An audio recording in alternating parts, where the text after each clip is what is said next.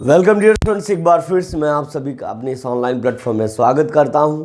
प्यारे बच्चों, चलते हैं आज एक दमदार सेशन की शुरुआत करते हैं। और इसके पहले के प्रश्नों को हमने हल कराया था जो कि मेजरमेंट से रिलेटेड थे। मेंसुरेशन एक अलग चीज़ है, मेजरमेंट एक अलग चीज़ है। मेंसुरेशन का मतलब होता है ठोस ज्यामिति। इसमें हम क्यूब, क्यूबॉइड, सिलेंडर के बारे में पढ़ते हैं, कोन के बारे में पढ़ते हैं, लेकिन वो आपके टॉपिक में, वो आपके सिलेबस में नहीं है। लेकिन मेजरमेंट यानी हमको दूरी मापना, हमको किसी की धारिता मापना, जैसे किसी चीज़ की कैपेसिटी का मेजरमेंट करना, इन चीज़ों का ज्ञान होना चाहिए। अब जैसे थोड़ा सा फ्रंट में आ जाएं तो आपको कुछ समझ में आएगा। जैसे आप कहेंगे कि हमको 5 लीटर मिल्क चाहिए, तो वो मिल्क के लिए मेज़रमेंट आपको करना पड़ेगा, आपको मेज़रमेंट करना पड़ेगा मिल्क का, और आपको 5 लीटर मिल्क आपको मिल जाएगा। दूसरी चीज़ है ना,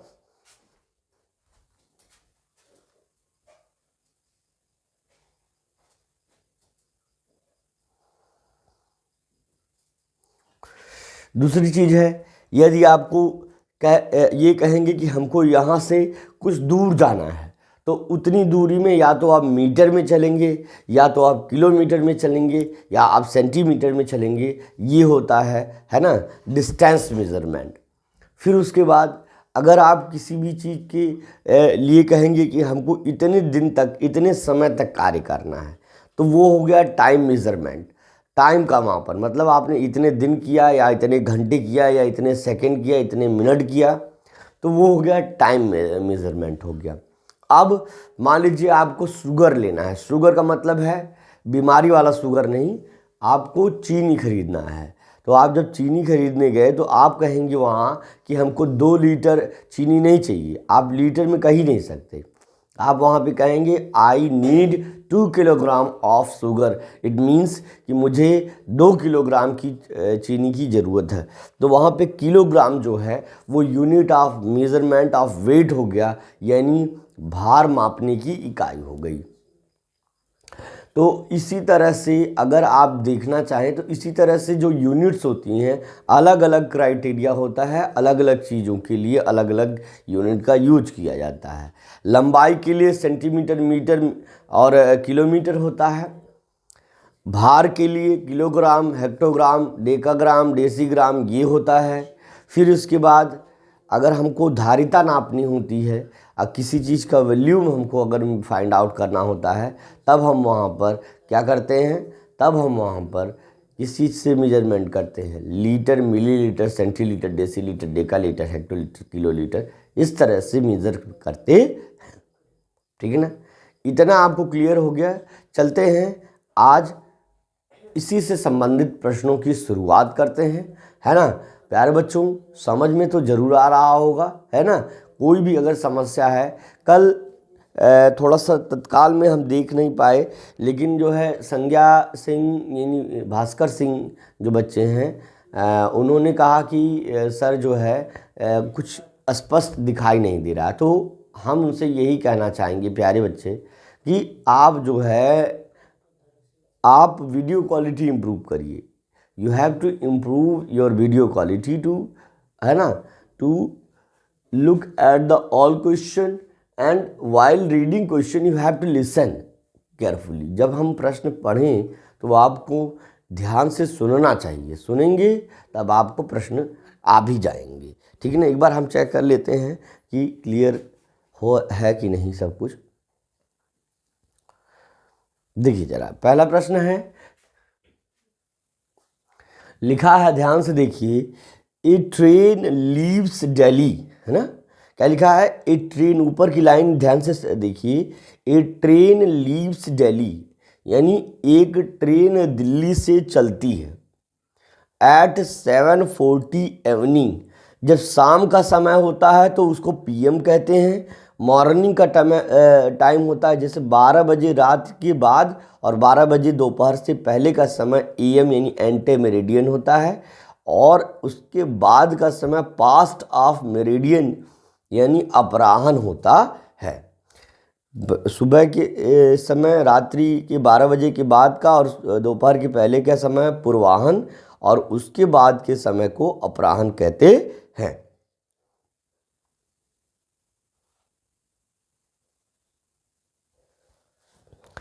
तो अब कह रहा कि एक ट्रेन जो है दिल्ली से 7:40 शाम को चलती है एंड रीचेज, है ना, मुंबई नेक्स्ट मॉर्निंग एट 11:10 कह रहा, और अगली सुबह मुंबई 11:10 पर पहुंचती है ना।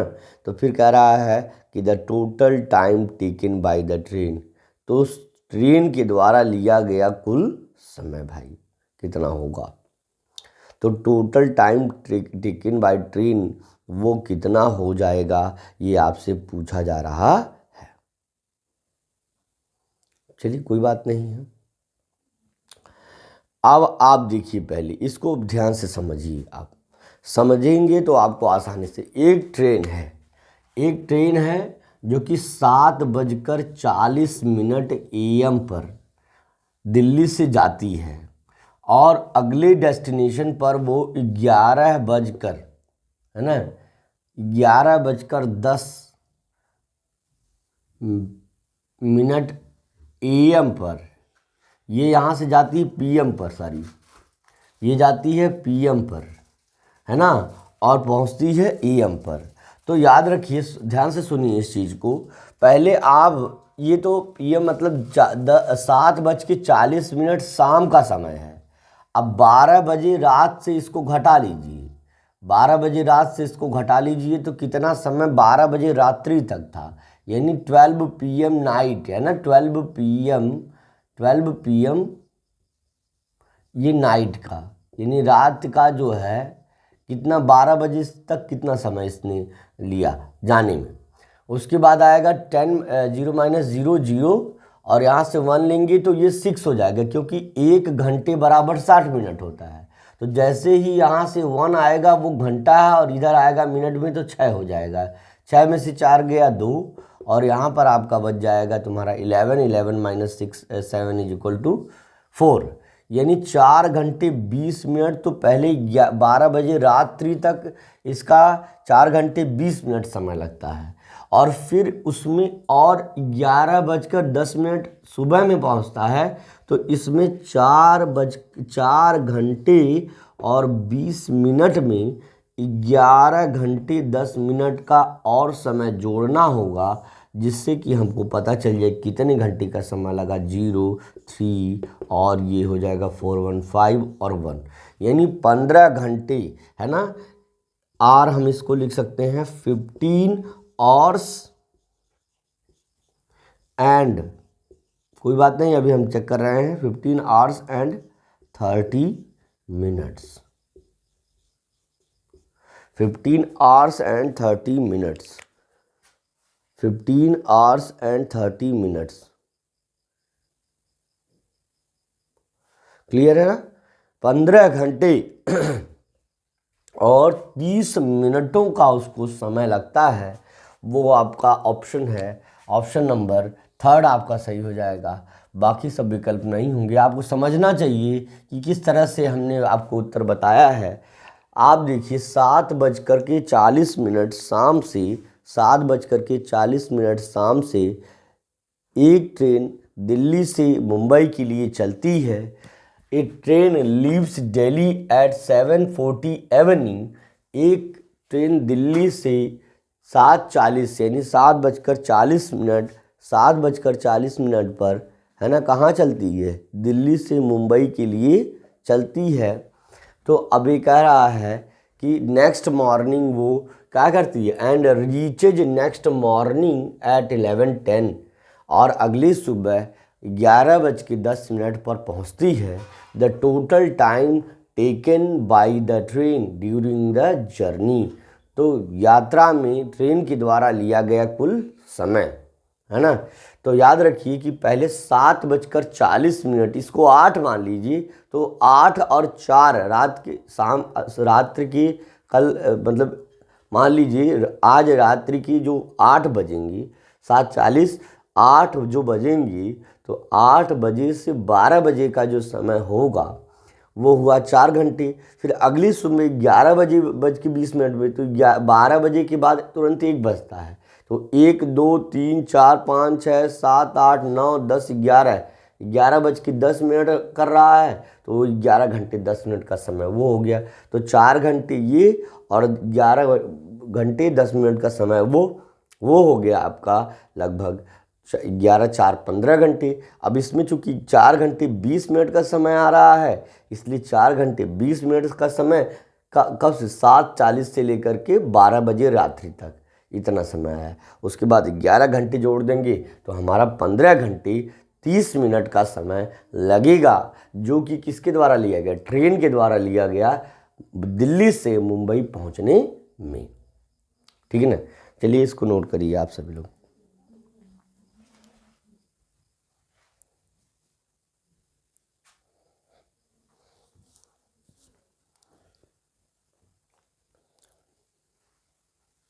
देखिए, प्रोसेसिंग के समय हम हायर पिक्चर क्वालिटी रखते हैं ताकि आपको कोई इशू ना हो। पिक्चर क्वालिटी हायर रखते हैं ताकि आपको कोई इशू ना हो, है ना।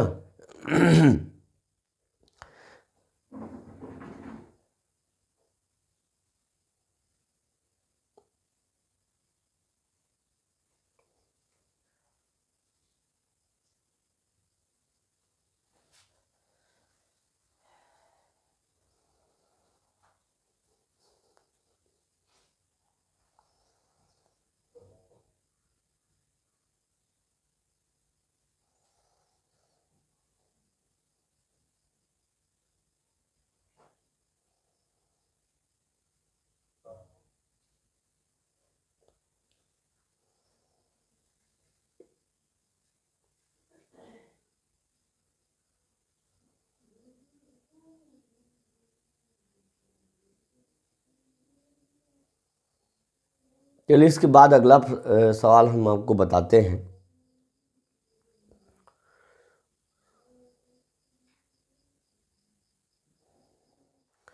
देखिए, अगला प्रश्न आपका देखिए कि 12 मैन और 15 women can finish a work in 10 days. कह रहा 12 पुरुष, है ना, अथवा या बराबर हैं 15 महिलाओं के, 15 महिलाओं के। कैमरामैन दिखाई दे रहा है कि नहीं भाई? थोड़ा ब्लर आ रहा है क्या? अब क्लियर हो गया? मुझे में नहीं आता।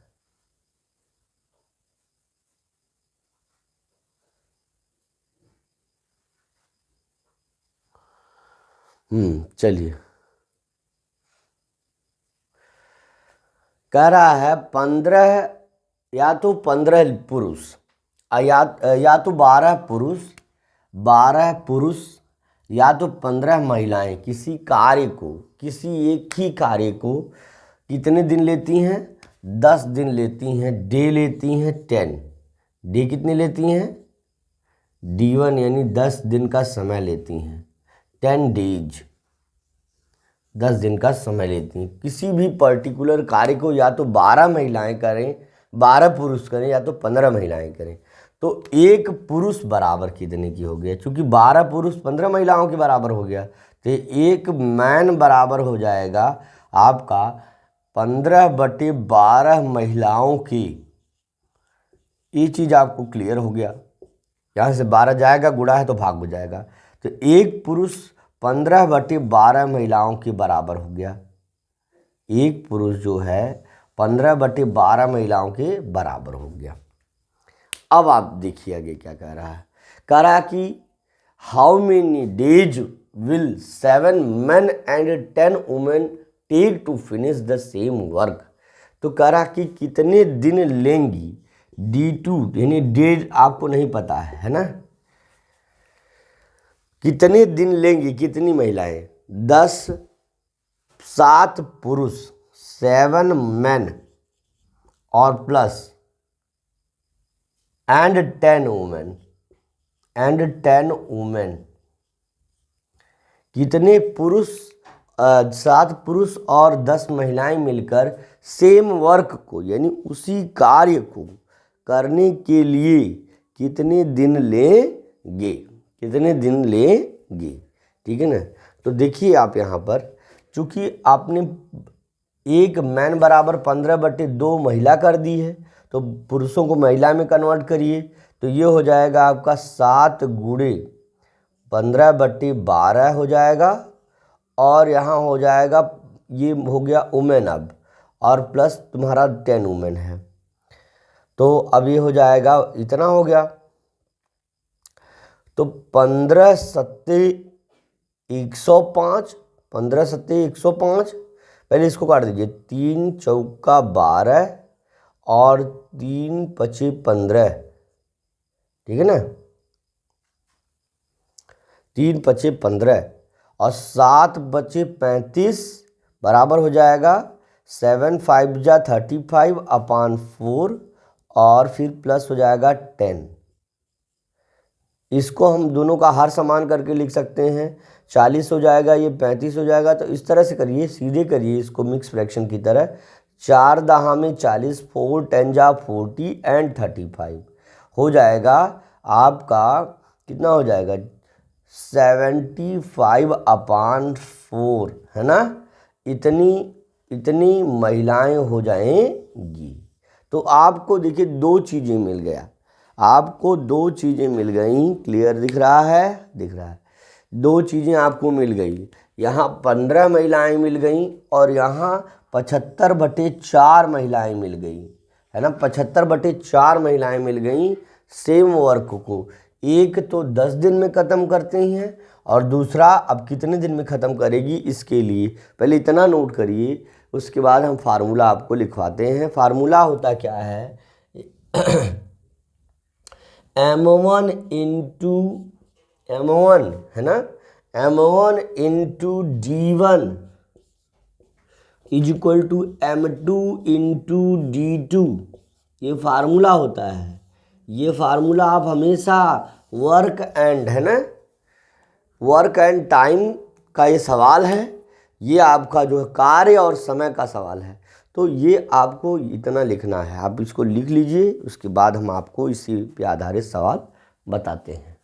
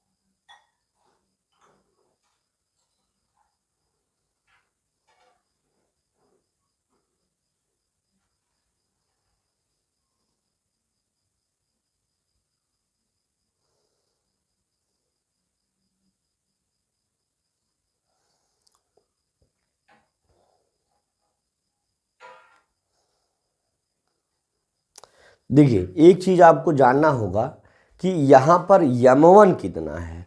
तो M1 क्योंकि महिलाओं की संख्या के रूप में पुरुषों की संख्या को महिलाओं में बदल दिया गया है, तो M1 आपका हो जाएगा कितना, यहाँ पहली बार में 15 हो जाएगा, और जो कि D1 आपको दिया गया है, कितने दिन लग रहे हैं, कितनी पुरुष या कितने लोग लग रहे हैं।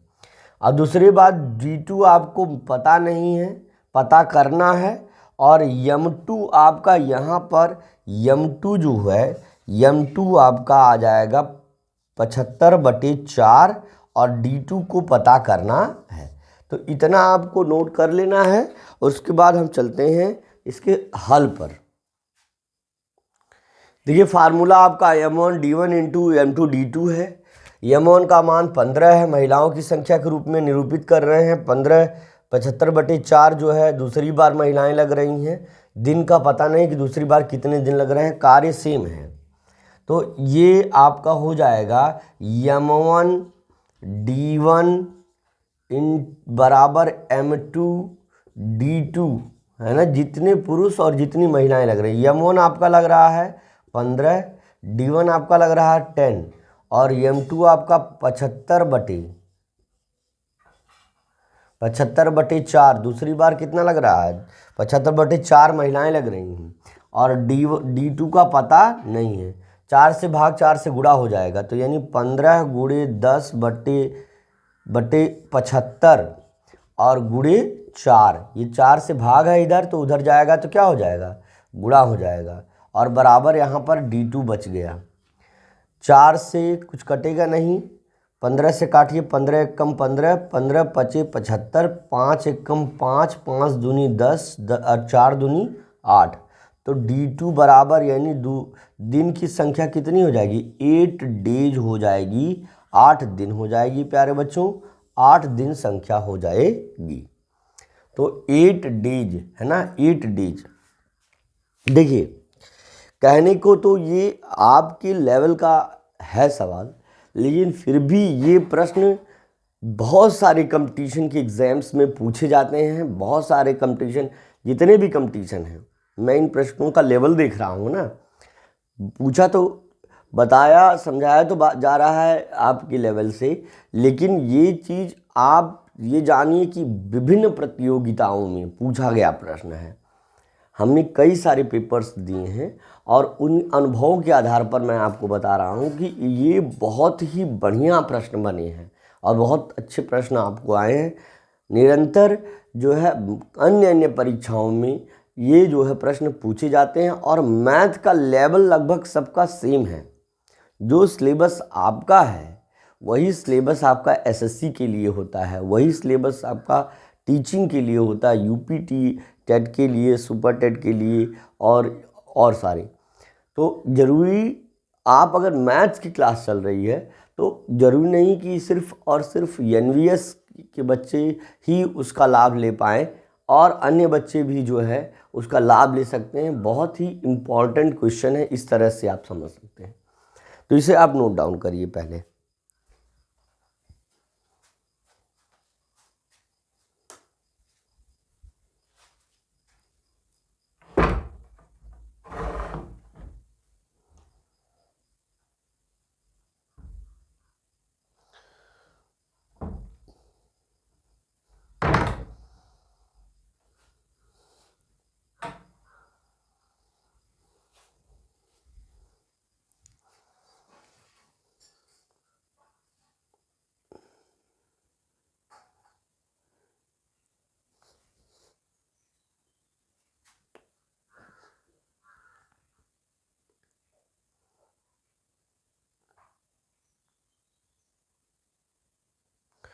बिल्कुल, सभी बच्चे बहुत अच्छे से आंसर दे रहे हैं। बहुत बढ़िया बेटा, बहुत बढ़िया, है ना। हाँ, आपको टैग भी कर रहे हैं, आपको, है ना, टैग भी कर रहे हैं। जो बच्चे अच्छे से आंसर दे रहे हैं सबको टैग कर रहे हैं बेटे। तो आप लोग बस मेहनत से पढ़िए। और बहुत सारे बच्चों की जो है हम कंप्लेन रखे हैं। बहुत सारे बच्चे जो है या तो कहीं शादी विवाह में फंस जा रहे हैं या किसी कारणों से वो प्रॉपर क्लास नहीं कर पा रहे हैं। तो उनको हमारी हिदायत है कि यदि वो क्लास प्रॉपर नहीं करते हैं तो उनके ऊपर फ़ाइन लगेगी। तो फ़ाइन से बचने के लिए क्लास आप बराबर करिए, फ़ाइन आपके ऊपर ना लगे। अगर आप क्लास नहीं करते हैं तो फ़ाइन ज़रूर लगेगा, है ना। और अगर क्लास बराबर, मान लीजिए किसी भी कारण से अगर आप क्लास में अगर नहीं आ रहे हैं तो वो अन्य कारण को क्षमा किया जाएगा। लेकिन अगर आप जानबूझ करके क्लास में नहीं आ रहे हैं और लापरवाही कर रहे हैं तो आपको फ़ाइन देना पड़ेगा और आपको फिर से आपको ग्रुप से भी एग्ज़िट कर दिया जाएगा। इसलिए जितने भी बच्चे हैं प्रायः कक्षाओं में सम्मिलित होइए। आप सभी ने जो है प्रीमियम लिया है तो इसका लाभ भी आपको मिलना चाहिए, ठीक है ना। चलिए। चलिए चलते हैं अगले प्रश्न पर। फिर देखिए यहाँ पे भी वर्क एंड टाइम का सवाल है। A man do a work in 12 days working 8 hour per day. एक व्यक्ति है, ए मैन, मैन लिखा है, चलो भाई मैंने मैन लिख दिया, प्लूरल में लिखा है, किसी भी कार्य को 12 दिन में करता है और वो प्रतिदिन 8 घंटे कार्य करता है। तो 12 दिन में कितने घंटे कार्य किया? तो 12 गुणे 8 यानी 12 8 जा 96 और उन्होंने कार्य करके क्या कर दिया? काम को समाप्त कर दिया। यानी एक कार्य को समाप्त करने के लिए एक व्यक्ति 96 घंटे अथवा 12 दिन का समय लेता है। What would be the number of days taken by him? करा यदि वो 6 घंटे कार्य करे, है ना, यदि वो 6 घंटे कार्य करे तो वो कितने दिन का समय लेगा?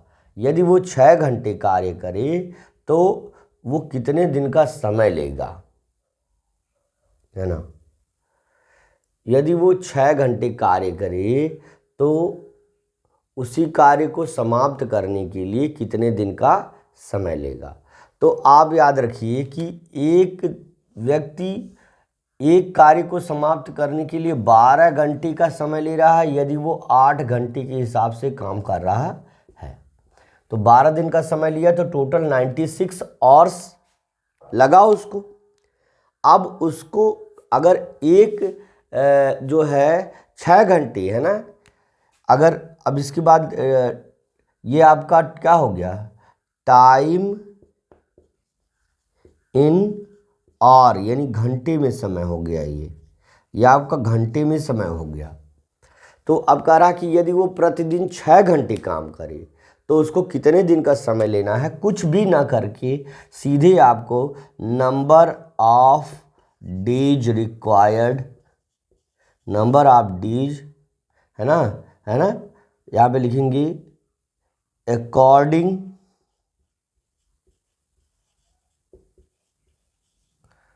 टू 6 और पर डे। 6 घंटे प्रतिदिन के हिसाब से कितने घंटे लगेंगे ये लिखने के लिए आपको 96 में सीधे 6 से डिवाइड कर देना भाई मेरे।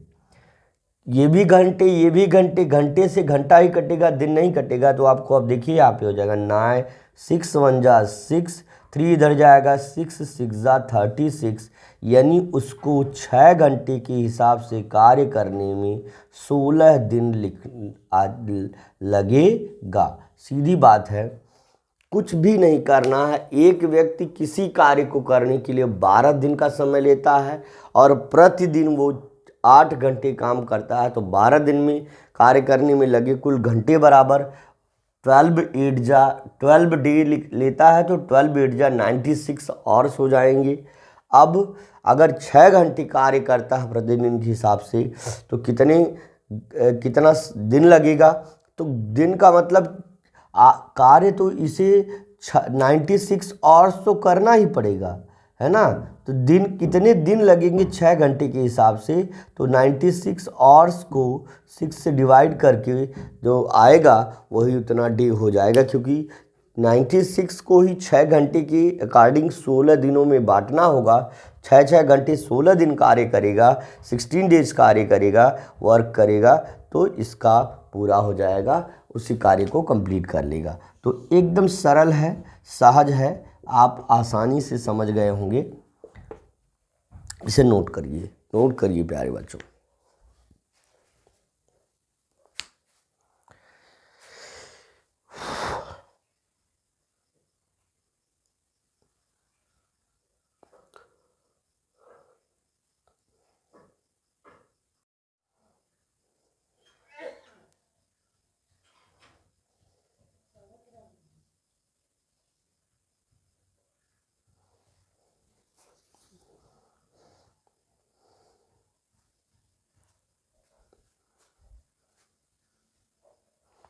तेजी से नोट कर लीजिए, उसके बाद हम आगे के प्रश्नों पर चलते हैं प्यारे बच्चों।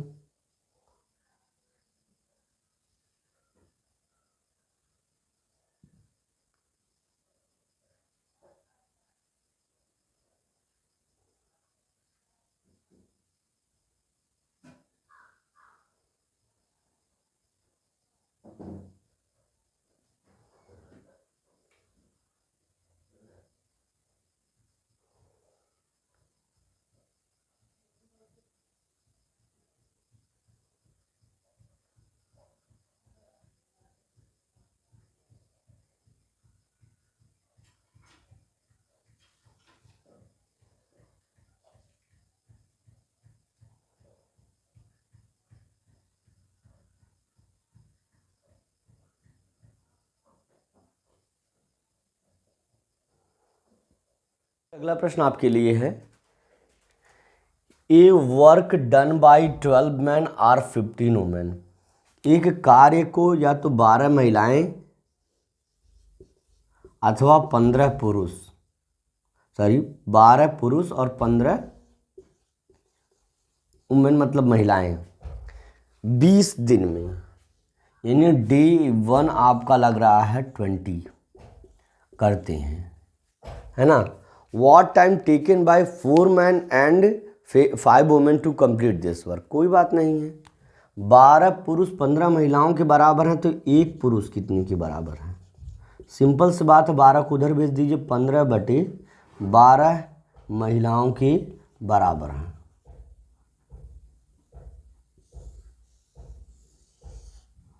है ना, ये आपका सवाल है, यहाँ सवाल है, इसकी इधर हल है ना इसका, ये आपका प्रश्न है। अब सेकेंड स्टेप में क्या करना है। सेकेंड स्टेप में आपको दिया गया है कि अब या तो यहाँ पे था कि 12 पुरुष अथवा 15 महिलाएं एक कार्य को 20 दिन में करते हैं, 20 डेज लेते हैं कंप्लीट करने में, लेकिन यहाँ पर दे रहा है कि अब 4 पुरुष और 5 महिलाएं मिलकर, 4 पुरुष और 5 महिलाएं मिलकर उसी कार्य को करने में कितने दिनों का समय लगाएंगे। तो 4 पुरुषों को पहले महिलाओं में बदलिए, तो 4 गुणे 15/12, तो पहले 3 से इसको काट दीजिए, 3 पचे 15 और 3 चौका 12, 4 से 4 कैंसिल हो गया, और प्लस यहाँ पर 5 वुमेन पहले से ये महिलाओं के रूप में बदल गया, यानी 5 महिलाएं, तो 5 और प्लस 5 5 वुमेन और प्लस 5 वुमेन बराबर कुल 10 वुमेन, तो आपका वुमेन हो गई 10, है ना।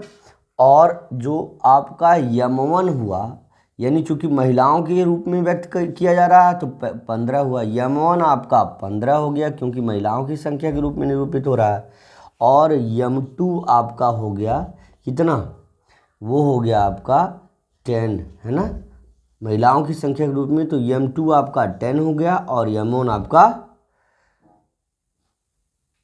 15 है।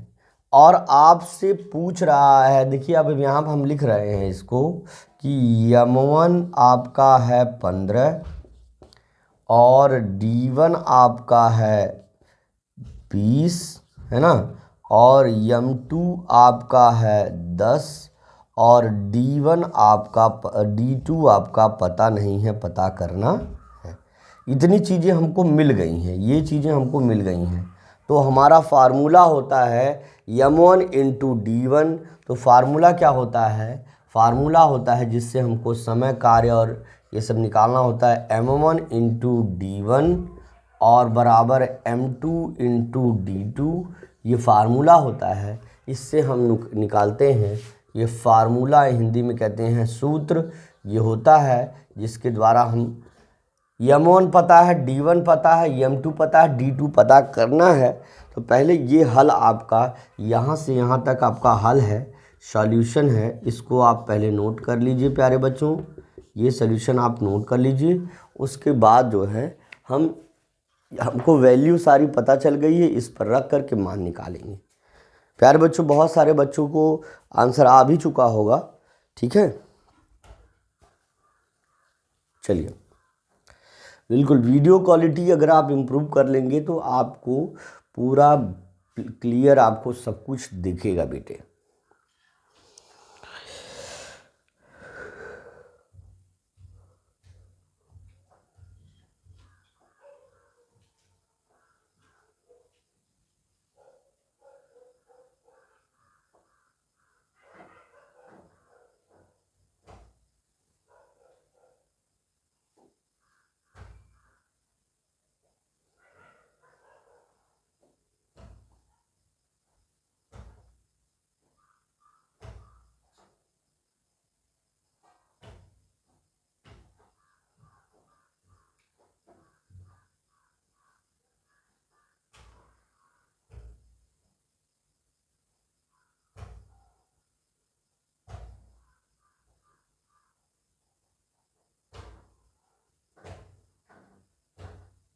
चलिए तब उसका अब हम सीधे आंसर निकालते हैं। देखिए हमको सब कुछ पता है, M1 D1 M2 D2 सब हमने लिख दिया है। आपको देखिए M1 का मान यहाँ 15 है तो 15 रख दीजिए, या D1 का मान तुम्हारा 20 दिन लग रहा है, लग जाए, कोई बात नहीं है। M2 का मान आपका 10 है और D2 का मान हमको पता नहीं है, तो हम सीधे लिख सकते हैं D2 बराबर, यहाँ 10 से गुणा इधर आ जाएगा, भाग हो जाएगा, बराबर 15 गुणे 20/10। ये आपका D2 यानी दिनों की संख्या, 10 एक कम 10, 10 दूनी 20, 15 दूनी 30, यानी 30 डेज उसको लग जाएंगे। तो D2 बराबर कितना आ गया 30, तो यानी उस व्यक्ति को 30 दिन कार्य करने होंगे। 30 दिन जो है 10 महिलाओं को 30 दिन, यानी 4 पुरुषों और 5 महिलाओं को कुल 30 दिन जो है कार्य करने होंगे, जिससे कि वो क्या करे कि जिससे वो कार्य पूरा हो सके। ठीक है ना। ऐसे ही बहुत ही आसान है सारा प्रश्न, ऐसे ही आसान है, इसे आप नोट कर लीजिए। उसके बाद हम आगे के प्रश्न को बता रहे हैं।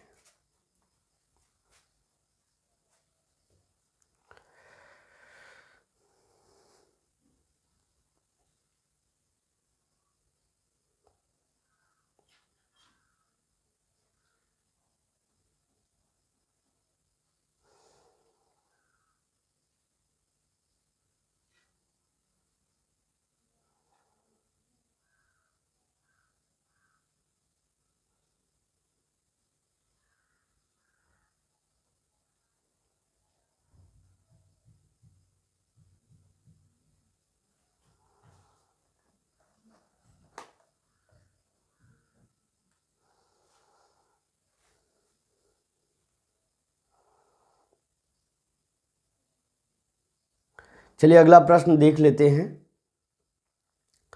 नोट तो कर ही चुके होंगे, समय तो हम आपको पूरा दे रहे हैं, नोट कर चुके होंगे।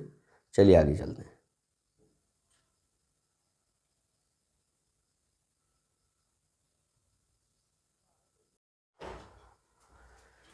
लिखा है A can do a piece of work, है ना। ए किसी भी कार्य को, है ना, क्या है, इन 10 डेज, कितने दिनों में करता है, 10 डेज करता है। ए किसी भी कार्य को 10 दिनों में करता है, और बी उसी कार्य को, B can do the same work, same मतलब होता है उसी कार्य को, इन 12 डेज, है ना। ए किसी कार्य को 10 दिन में करता है, बी उसी कार्य को 12 दिन में करता है। How long will they take to finish the work if 60th work together, if 60th work together, कह रहा how long will they take to finish the work, है ना, इफ 60th वर्क टुगेदर।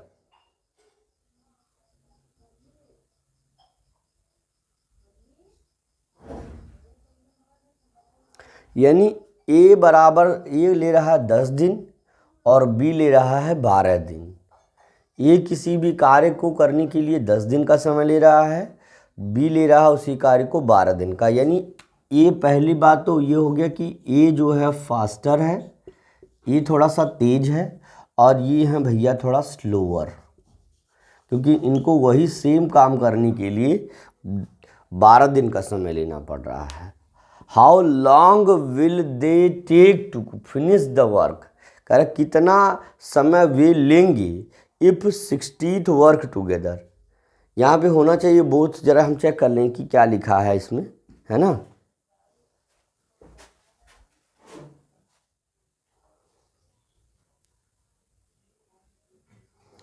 देखिए यहाँ पर लिखा if they work together, if they work together, यानी यदि वे एक साथ, वहाँ पे मिसप्रिंट हुआ है, वहाँ 60th नहीं होगा, वहाँ 60th नहीं होगा, वहाँ मिसप्रिंट हुआ, वहाँ पे लिखा है इफ़ दे वर्क टुगेदर।